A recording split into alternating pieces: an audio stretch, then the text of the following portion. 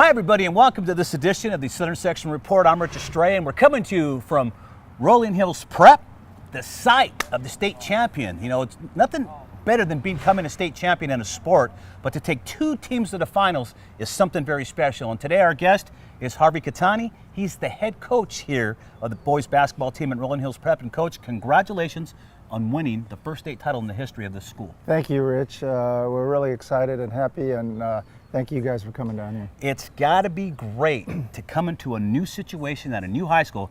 You're at Fairfax for 35 years. You come into Rolling Hills Prep, and in your first year, you guys win a C.I.F. a state championship. It's got to be special, Coach. Very special, and you know, we started working hard in the summer, and as time went on, one of the key ingredients of winning a championship is the total team effort, and I can honestly say that this group of guys were so together that as time went on, we thought that we had a chance once we hit the playoffs, and we're thankful that we came up on top. Coach, you're one of the legendary figures in the city section. You had great battles with Westchester, with Ed Azam. You know, everybody knows that city section has, you know, Willie West is like a legend with Crenshaw. So you were in pretty good company. What are some of the main differences coming from a big school like Fairfax into a smaller situation like Rolling Hills Prep?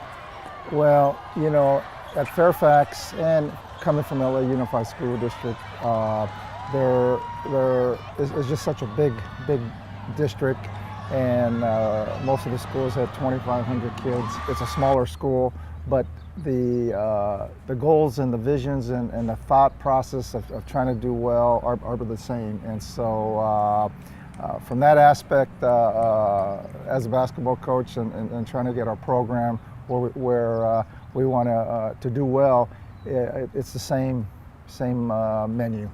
Same menu, same idea. Yeah.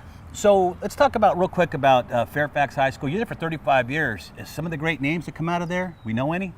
Well, you know, we're very fortunate to have a lot of good players come through Fairfax. You know, Sean Higgins, Chris Mills, who played in the NBA for 10 plus years. Craig Smith was also in the NBA for about 10 years, and then the last kid that was fortunate enough to play in the NBA was Solomon Hill. But we had a lot of good kids that came through during those times and playing ball overseas, and also guys that just went on to play college ball. So just thankful that I got to experience that type of relationship with all those kind of kids. You know, you come from a big program, and the LA City section's, you know, so competitive, and you come into a smaller situation. What were some of the challenges you have to overcome? Because it seems like, you know, in a smaller school, you have less to choose from, less players to choose from, and in the city section, it's competitive. Guys are always looking to get into the big schools, so you have quite a difference. You have quite a cultural change too. Well, you know, the school here at Rolling Hills Prep, being small, but because we are small in numbers, we're able to look out for them too. Right, you know, right. Our classroom situation here is just off the chart. You know, when the teachers have to work with just 10 to 12 kids, a lot of learning could take place. It's like a college. Exactly. Like one at Pepperdine or something. Well, it's they have their own private tutor every day as their instructor, and so academically, this school is, as I said, it's ranks up there with any school. My two boys went here, and I was able to experience the academic success that this school provides. And so the basketball part was just something I enjoy doing, and so it's all good. It's a good combination. Now let's talk about the basketball aspect, in particular this year. It's your first year here. Talk about the run, man. When did you know you had something special with this group? You know, and nobody just went state.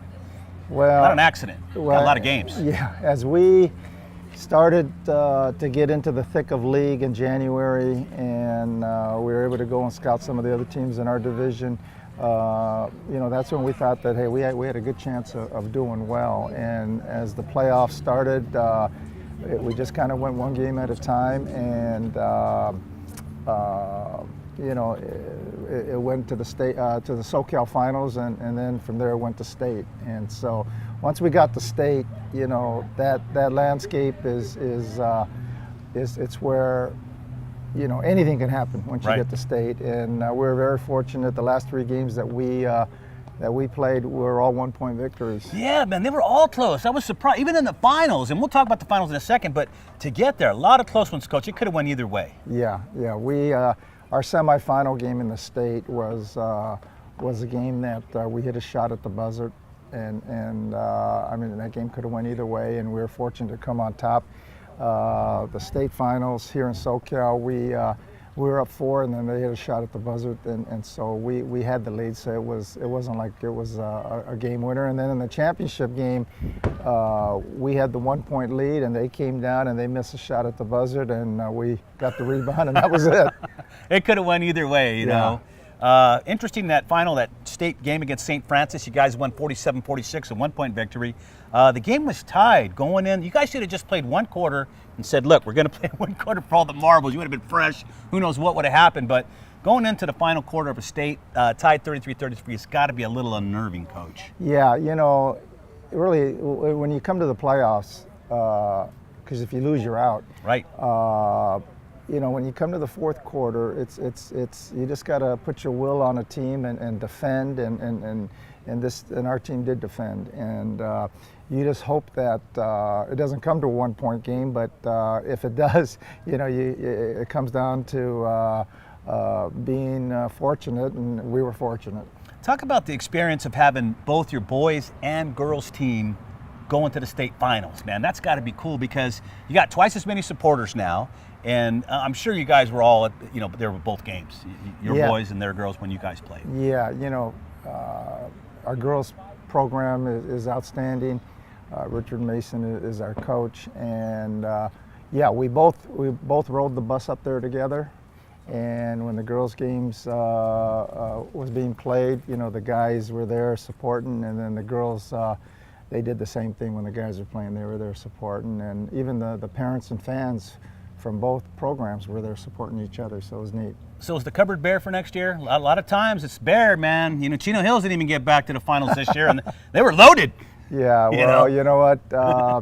Both our boys and girls have predominantly underclassmen playing on the teams. Amazing, and just amazing. So, you know, we just gotta get working in this off season and get better. From your experience at Fairfax, you know, winning those state titles, after you won them, did the target on your back next year? You were everybody's Super Bowl game for being a state champ. Yeah. Do you anticipate that's going to happen now? Well, I think we put the word out. Rolling Hills Prep, I think people know that what we did this year, and so I'm sure when we play certain schools, yeah, we'll have a little mark on our back, but that's okay, because that means that we're doing something good. Absolutely. Well, Coach, I got to tell you, nothing more satisfying than coming from a big school, winning championships, and coming down into a smaller school and being able to do the same thing once again. Rolling Hills Prep's very, very lucky to have you. They're probably asking what took you so long to get here, especially since your kids went here. Yeah, well, you know, being in the public system, you know, for LA Unified, who you know, the district, really working for that district for 35 years. It was a lot of hard work, but it was good memories, and I still wanted to coach, and so when this school with Brian Egan, our athletic director, and Peter McCormick, their head of school, offered me the opportunity to continue coaching, especially being 12-15 minutes from my house. Yeah, man. It's cool. It's good. It's That's really terrific. good. It's really good. Well, Coach, it's been a pleasure talking with you. One of the legendary coaches in Southern California as far as basketball.